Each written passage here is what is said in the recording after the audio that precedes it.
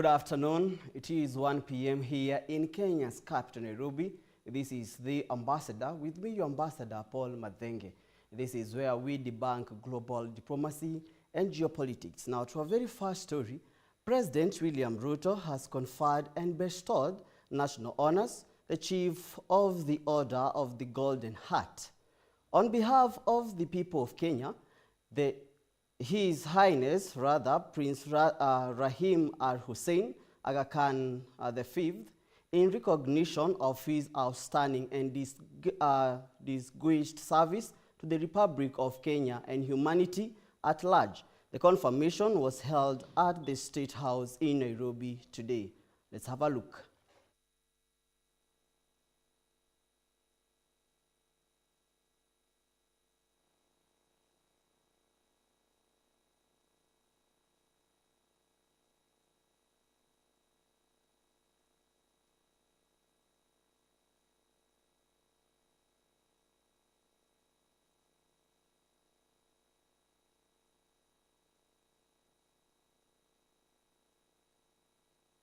Your Highness, on behalf of the government and people of Kenya, I extend my warmest congratulations to you, Your Highness Prince Rahim Al Hussein Aga Khan V, upon assuming the esteemed leadership as the 50th hereditary Imam of the Shia Ismaili Muslims.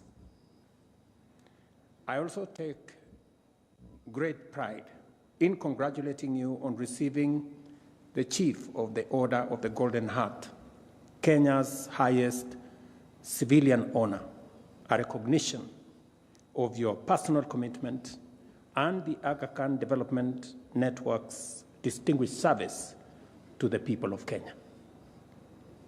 I equally congratulate Princess Zara Aga Khan on being awarded the Elder of the Order of the Golden Heart, an honor that reflects her outstanding leadership and lifelong dedication to advancing health, education, and social development here in Kenya and globally. This moment, ladies and gentlemen, is both historic and symbolic. It affirms Kenya's deep appreciation of the enduring legacy of Ismaili Imamat, whose service to humanity has long been a pillar of our national journey. For decades, the Aga Khan Development Network has been a trusted ally in Kenya's development, establishing hospitals and schools that save lives and nurture talent, investing in hospitality, media, and insurance to spark growth and create jobs, and advancing cultural and environmental initiatives that safeguard our heritage and strengthen our communities. Kenya has always held a very special place in the hearts of my family. Some of the earliest Aga Khan development projects from the time of my great-grandfather were launched in this country, and many of these are still operating. His Highness Aga Khan IV, my late father, spent his early childhood in Nairobi. For over a century, members of the Ismaili community have called this country home. They've contributed to Kenya's progress and drawn inspiration from its spirit of unity and diversity. It's against this backdrop that I'm profoundly honored to be named a Chief of the Order of the Golden Heart.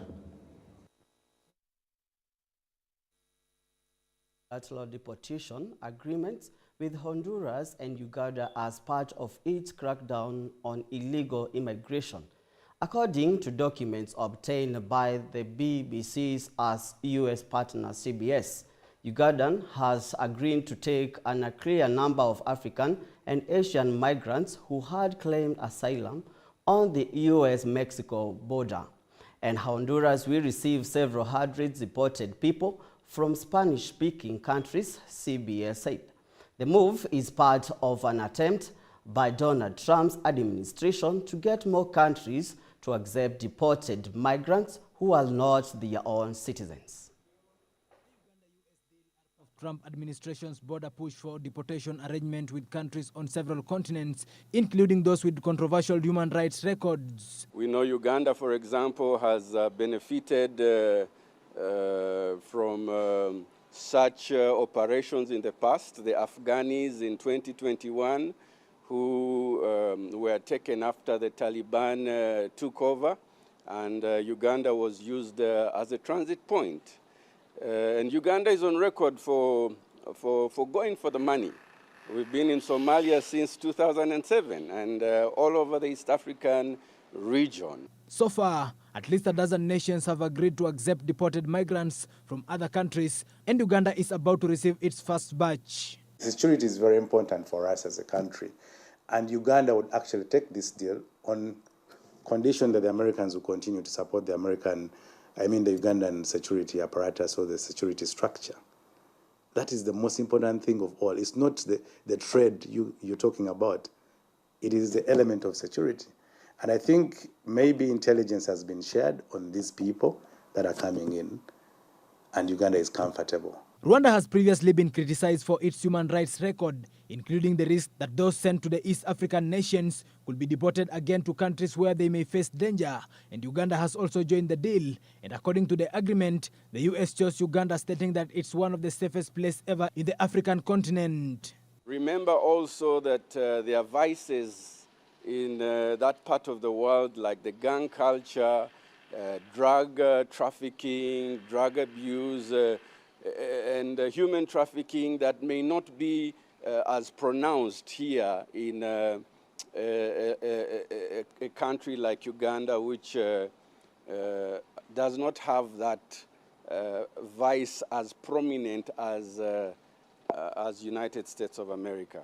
So bringing these people could be bringing in hardcore criminals who may not have criminal records but are actually involved. And this is exposing us and our children and our society to great harm. Government documents show the Trump administration has also approached countries like Ecuador and Spain to receive deported migrants. Under the agreement, Uganda has agreed to accept deported migrants as long as they don't have criminal histories, but it is unclear on how many countries will ultimately take the immigrants. Davis Karani for GBS News. And now, schools in Ethiopia's Amhara region are reopening today in a major effort to enroll more than 7 million children who have been out of class due to years of armed conflict and climate-related disasters. The regional government, in partnership with the Ministry of Education, is launching a campaign to restore learning and rebuild damaged infrastructure. Ibrahim Said brings us the details. In Ethiopia's Amhara region, education has faced severe setbacks in recent years due to armed conflict, insecurity, and climate-related disasters. According to the Ministry of Education, over 4.4 million children were out of school in 2024, and thousands of schools were either damaged or closed. Teachers were displaced and learning was interrupted across much of the region. Ethiopia cannot wait. 9 million children are out of school. It's a country affected by conflict, but also by climate-induced disasters. So I would appeal more funding and resources needed for Ethiopia, a country that deserves all our solidarity. Today, authorities have launched a campaign to enroll 7.4 million students for the 2025-2026 academic year. Schools are scheduled to reopen on September 16th, and more than 10,000 teachers and school leaders are undergoing training. However, over 3,600 schools remain closed due to ongoing insecurity, and the government estimates that $800 million is needed to repair and rehabilitate damaged infrastructure. Looking ahead, officials say restoring education is essential to stabilizing the region and preventing long-term social and economic fallout. The Ministry of Education is working with regional leaders and development partners to ensure safe access to learning and rebuilding the education system. Reporting for GBS TV, I'm Ibrahim Said. Moving on, the Australian Prime Minister Anthony Albanese has accused the Iranian government of directing at least 2 anti-Semitic attacks in Australia in 2024. The attacks targeted Lewis Continental Kitchen, a kosher restaurant in Sydney, and the Adass Israel Synagogue in Melbourne, both of which suffered significant damage from arson. Though no injuries were reported, these actions were described as extraordinary and dangerous acts of aggression orchestrated by a foreign power aimed at disrupting social unity in Australia.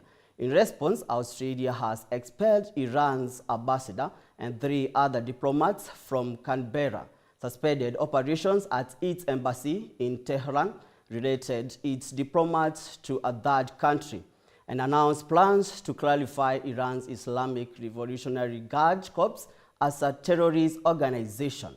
Australian intelligence assessed that Iran likely directed additional attacks as well.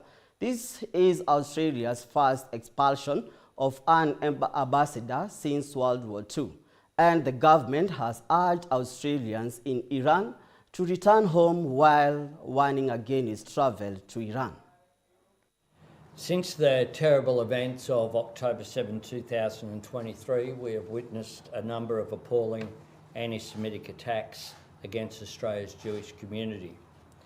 I've made it clear that these sorts of incidents have no place in Australia, and that I wanted ASIO and the AFP to investigate as a priority. ASIO has now gathered enough credible intelligence to reach a deeply disturbing conclusion that the Iranian government directed at least 2 of these attacks. Iran has sought to disguise its involvement, but ASIO assesses it was behind the attacks on the Lewis Continental Kitchen in Sydney on October 20 last year, and the Adass Israel Synagogue in Melbourne on December 6 last year. ASIO assesses it is likely Iran directed further attacks as well. These were extraordinary and dangerous acts of aggression orchestrated by a foreign nation on Australian soil. They were attempts to undermine social cohesion and sow discord in our community. It is totally unacceptable, and the Australian government is taking strong and decisive action in response. A short time ago, we informed the Iranian ambassador to Australia that he would be expelled. We have suspended operations at our embassy in Tehran, and all our diplomats are now safe in a third country. I can also announce the government will legislate to list Iran's Islamic Revolutionary Guard Corps, the IRGC, as a terrorist organisation. I've said many times that the Australian people want 2 things. They want killing in the Middle East to stop, and they don't want conflict in the Middle East brought here. Iran has sought to do just that. They have sought to harm and terrify Jewish Australians and to sow hatred and division in our community. The actions of my government send a clear message, a message to all Australians that we stand against anti-Semitism and we stand against violence, and a message to nations like Iran who seek to interfere in our country that your aggression will not be tolerated. The ambassador will take a short break. We will be right back with more as we break down the developments news for you and get the bigger picture on what's happening globally. Let's have a break. Confidence and body image. Confidence and body image is what we'll be talking about today. So I've always been told I'm too short to model. Does height really matter, or is confidence enough? No, height. In the world we are in today, height does not matter. It doesn't. When it comes to modeling. Actually, leave alone height, even body size doesn't Even matter. body size. Modeling Right. is it's an open space to express yourself. You know, modeling is visual representation of a brand of who you are. So it's about you showing up and showing your authentic self. Right. In the industry, I have experienced met very short people, men and ladies, and they do amazing. They're really good. It's all about, I think, believing in yourself, that confidence, you know, and knowing you can do it and you need to do it. Walk an imaginary runway across the room, but do it like you're wearing 10-inch heels and atuna hiyo. So yeah, pretend do it like you're wearing a 10-inch heel. Haibo.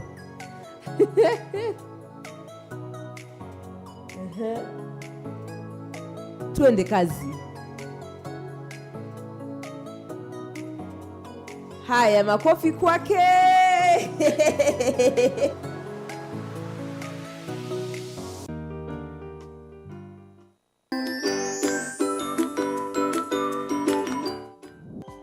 Hello kids, and welcome to Kids Mind, where we learn, we laugh, and we explore. Today we are going to be reading about what? Yes, Bible story. Are you ready to listen to our today's Bible story? Are you ready to listen? Hands on ears. Are you ready to listen? 1 Samuel chapter 17 talks about the story of David and Goliath. Have you ever heard of the story of David and Goliath before? Follow us at GPS TV Africa. Also, you can SMS us on our SMS line 21144.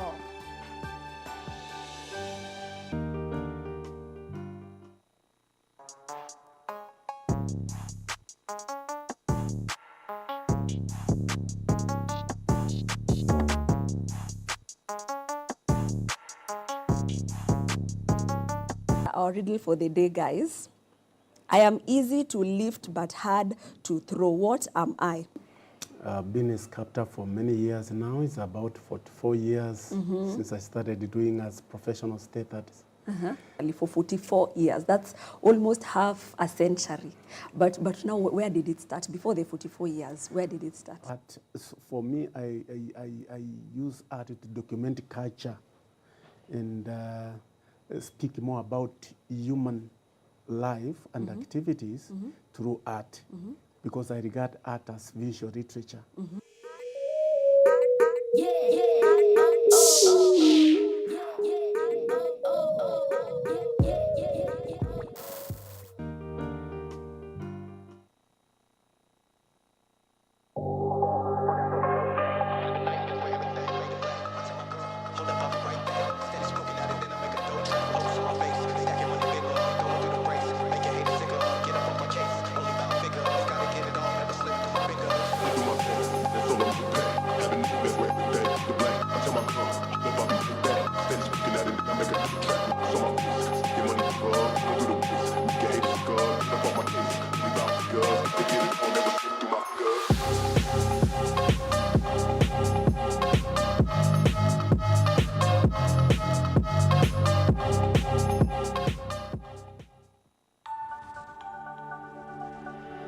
Everywhere, GBS.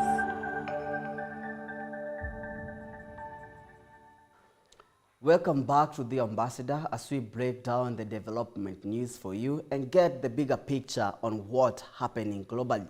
And now moving on, in Washington today, President Donald Trump met with South Korean President Lee Jae-myung to affirm closer ties and discuss sensitive issues like North Korean diplomacy, trade, and defense. Trump expressed his willingness to meet North Korean leader Kim Jong-un this year, signaling a renewed interest in high-level negotiations. Here is more on the story.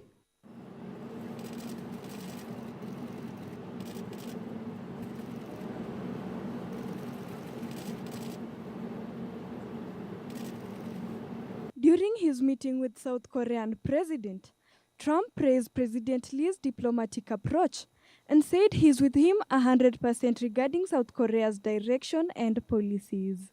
He welcomed discussions on strategic investments, noting that South Korea's $150 billion pledge in U.S. investments could reshape industries like shipbuilding, aerospace, and energy.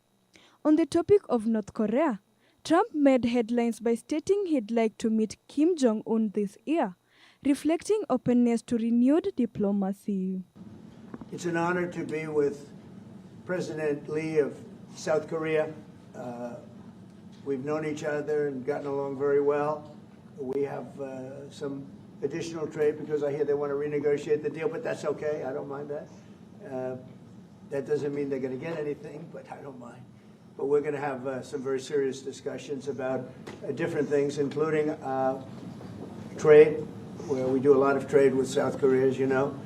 We are thinking about contracting some ships. They build them very well in South Korea. They're also thinking about coming to our country with some shipyards to start us on the process of building ships again. But we have a lot of other trade things. They're a big purchaser of our military equipment. We make the best military equipment in the world. And you saw that recently with, take a look at what we did with the B-2 bomber, which you have one right there. They gave that to me. I guess the company gave that to me. The B-2 bomber was so successful in what took place in the little excursion that we made, 36 hours, and it wiped out nobody's ever seen anything like it. 36 hours back and forth. Not a thing went wrong. Not a screw was missing. Not a bolt was missing. Not a plane had not even a little bit of a problem. And we actually had 52 tankers. We had many planes, but you looked at the B-2, the way they handled that. Every single bomb hit its target. So they understand that we make the best military equipment in the world, and South Korea is a big buyer of military equipment, and we're going to talk about that also. And we have many things to talk about, and I look forward to it, and it's a great honor to be with you, and congratulations on your election. That was a big one, and we're with you 100%. Thank you. The meeting followed Trump's earlier public criticism of political developments in South Korea, which initially caused tension. However, Lee skillfully diffused the situation with diplomatic charm, citing admiration for Trump's art of the deal, and steered the summit towards cooperation.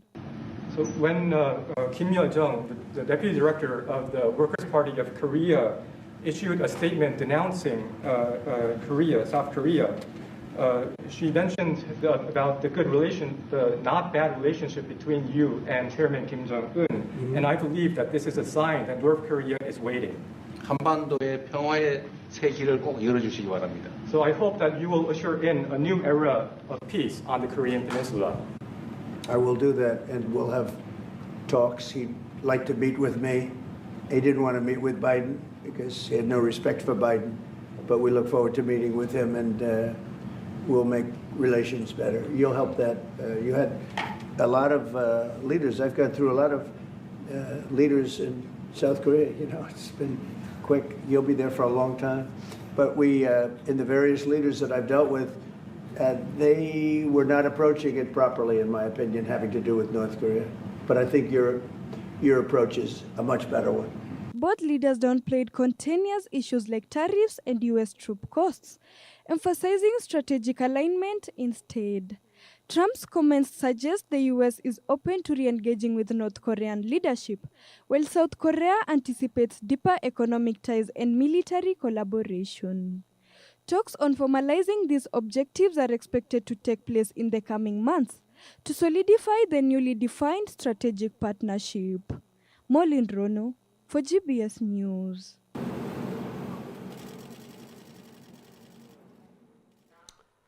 Now moving on.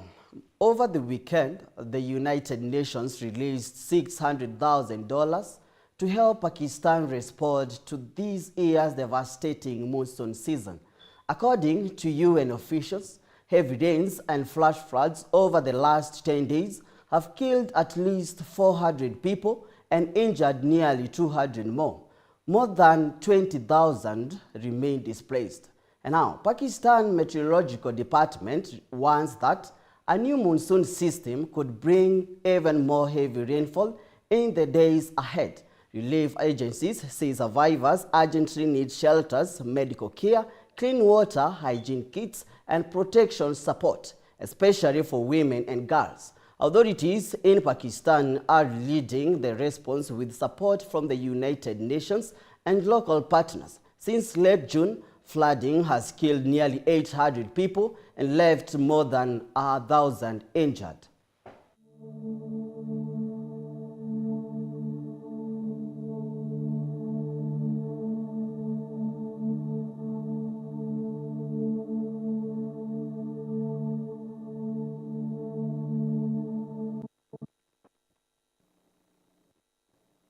Turning to Pakistan, our humanitarian colleagues say that over the last 10 days, the local authorities have said that 400 people have been killed and over 190 injured due to heavy rains and flash floods in various areas of the country. Over 20,000 people remain displaced due to the flooding. Pakistan's meteorological department says new monsoon system is in the forecast, with heavy rainfall expected to continue in the coming days. OCHA reports that people affected by the flooding need shelter supplies, medical assistance, cash for work, hygiene kits, clean drinking water, education, as well as protection support, particularly for women and girls. The authorities are leading the response with the support of the United Nations and other local partners. Over the weekend, Tom Fletcher, our emergency relief coordinator, released $600,000 from the regional pooled fund to support ongoing efforts. Since the start of 2025 monsoon season on 26 June, Pakistan has faced extensive destruction from heavy rains and floods, with 798 reported fatalities and more than 1,000 injuries. That's what local authorities are telling us. And now moving on, Gaza is experiencing an unprecedented famine as war and economic collapse force hundreds of thousands into starvation. Families who have lost their income sources say they can no longer afford basic food, with prices soaring beyond their reach. Hospitals are overwhelmed with malnutrition cases, especially among children, with doctors warning that many are dying from a deadly mix of hunger and disease. A new United Nations Food Security Assessment confirms that over 500,000 people are already in famine conditions, marking the first officially declared famine in the Middle East, with numbers expected to increase sharply in the coming weeks.